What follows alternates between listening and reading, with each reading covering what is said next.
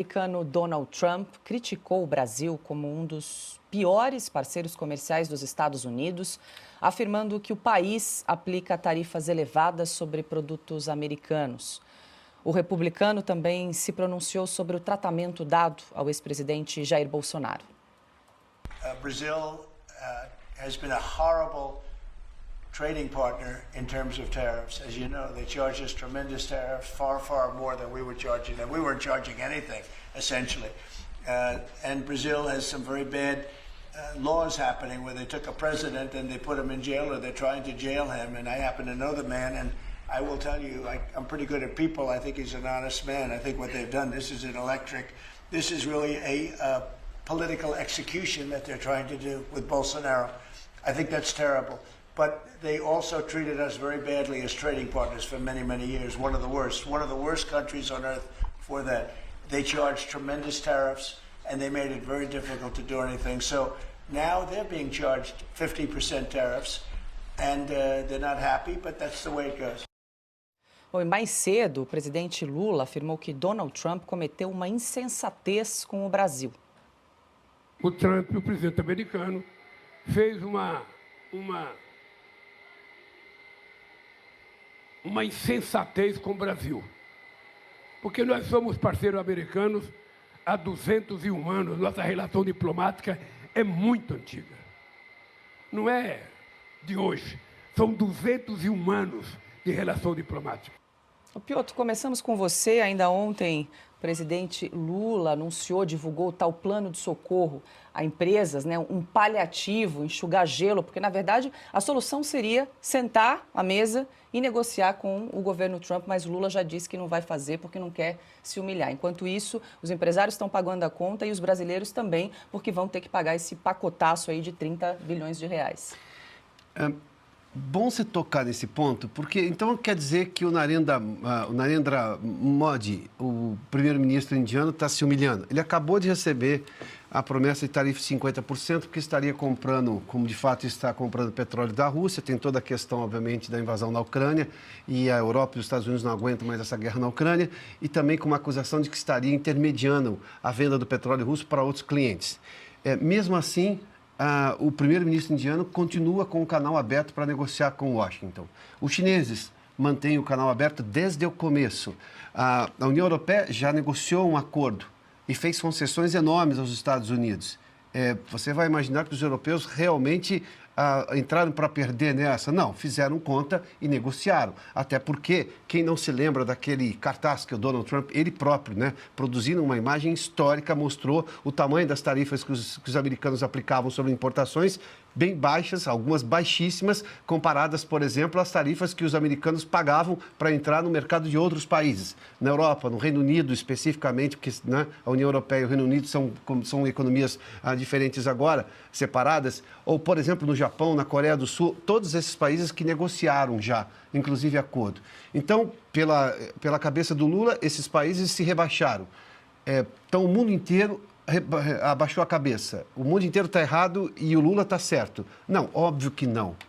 O governo brasileiro, no primeiro momento do tarifaço, com explicações muito claras de quais eram os problemas do descalabro institucional brasileiro, das ofensas à democracia brasileira, da perseguição política que existe no Brasil, citando inclusive o caso do ex-presidente Jair Bolsonaro, mas não só, basta aqui, nós temos o Constantino que pode dar um testemunho próprio sobre essa questão da perseguição política extraterritorial, ou seja, fora da legislação brasileira, aplicada inclusive pelo próprio ministro Alexandre de Moraes, sancionado pela Magnitsky, ou seja, vamos lá, essas eram as razões. O que fez o governo brasileiro? Na primeira reação, usou aquilo eleitoralmente.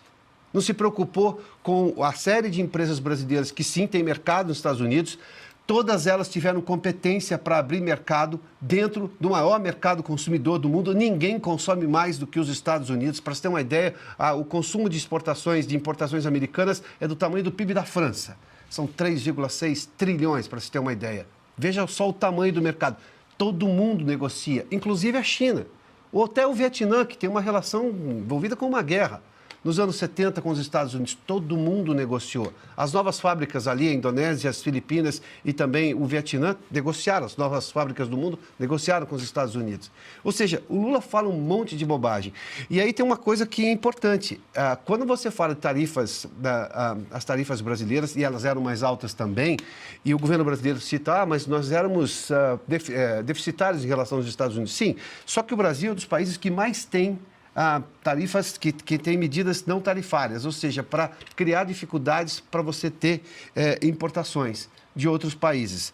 Essas tarifas, para você ter uma ideia, mais de 86% das importações brasileiras são submetidas a algum tipo de barreira não tarifária. A média do mundo acho que é 72%.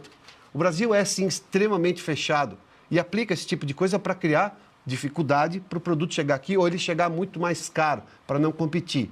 Mas volto só ao ponto inicial, Paula. As empresas brasileiras, e eu estou falando de produtos com valor agregado, porque eu estou falando de indústrias, conseguiram abrir mercado dentro dos Estados Unidos. E não foi só por preço. Se fosse só preço, você compra da China. Não, é porque tinha qualidade e competência. Essas empresas são exatamente as que mais estão sofrendo. O Lula parece não se importar com nenhuma delas. O Consta, quando o presidente americano Donald Trump disse que o Brasil aí é um dos piores parceiros comerciais dos americanos, ele tem motivos aí para criticar a relação comercial Brasil-Estados Unidos? Ele tem motivos de sobra, né? O Brasil tem uma média tarifária acima de 13% sobre os produtos importados, é uma das mais altas. Além disso que o Piotr mencionou agora, que é muito importante, que são os obstáculos não tarifários. Basta a gente pensar por quanto chega um iPhone no Brasil. É quase o dobro do que custa aqui nos Estados Unidos. Um carro da Ford chega por quanto no Brasil, se você quiser importar? O Brasil ele tem muitas reservas de mercado. Ele tem vários setores que preferem investir, entre aspas, em lobby em Brasília e conseguir subsídio do BNDES, barreiras protecionistas, tarifárias ou não, vários tipos de vantagens, e dessa maneira obstruir a livre concorrência. Então, o que o Trump disse é preciso separar em duas partes.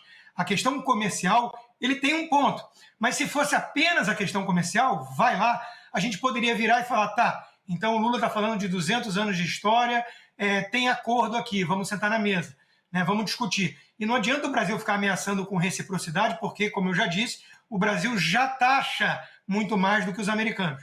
Então teria que ser uma espécie de encontro no meio do caminho, mas haveria margem para negociação. As empresas estão pressionando nesse sentido, porque cansaram das bravatas politiqueiras do Lula, que está tentando usar isso para dividendos políticos, e haveria uma possibilidade de acordo, né, na questão tarifária por si só.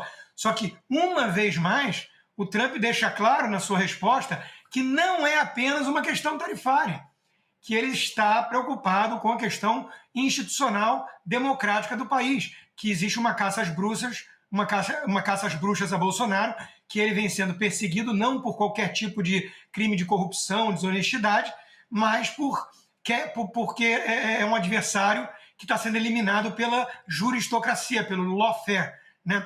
E o Trump conhece isso muito bem porque ele foi alvo disso nos Estados Unidos, mas aqui a Corte Suprema não havia sido aparelhada como no Brasil.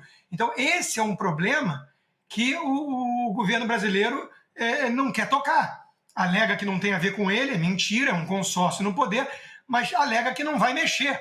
E aí, se você realmente não quer partir para negociação com base na maior exigência que o outro vem fazendo, você não tem negociação possível, você não tem acordo possível. E isso muitos empresários estão se dando conta e começam a ficar desesperados. Passou a fase da negação, agora está vindo a fase da raiva.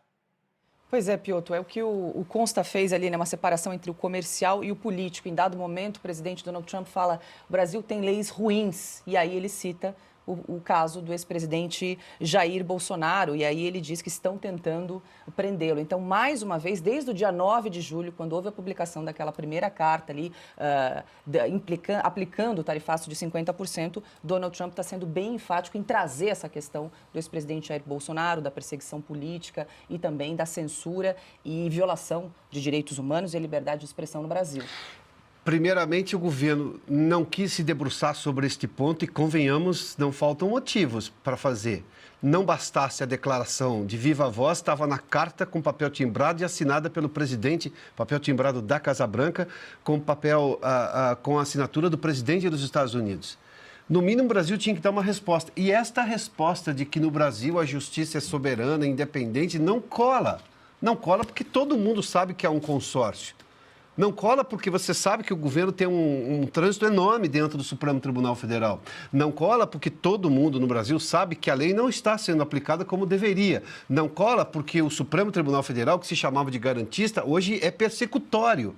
Não cola porque todo mundo sabe que não é exatamente isso. Essa resposta não vale. E aí o Brasil, primeiramente, parte do mercado, inclusive, ignorou. Não, essa questão é tarifária, está querendo negociar etanol. E eu dizia, como muita gente, escuta, é só política, mas está claro, a mensagem é essa. E o Brasil até agora não se dedicou verdadeiramente a discutir esse tema. Talvez porque vai ter que fazer uma meia-culpa, o Supremo Tribunal Federal, o próprio governo federal, e dizer que está tudo errado o que nós fizemos. Agora, vale a pena condenar a história de um país inteiro, dessas relações internacionais com os Estados Unidos, relações bilaterais de tanto tempo, de séculos. Vale a pena condenar tudo isso por uma vaidade política, por mera questão de política paroquial aqui, de perseguir um adversário político, o que já é criminoso segundo a lei brasileira, usar o poder do Estado para perseguir um adversário político. Mas vale a pena porque é exatamente isso o que está acontecendo. Bom, e o Supremo Tribunal Federal está na reta final do processo sobre a suposta trama golpista.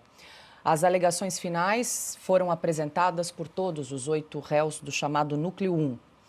A defesa do ex-presidente Jair Bolsonaro classificou a acusação da Procuradoria-Geral da República como absurda e afirmou que não existem documentos ou provas das minutas golpistas.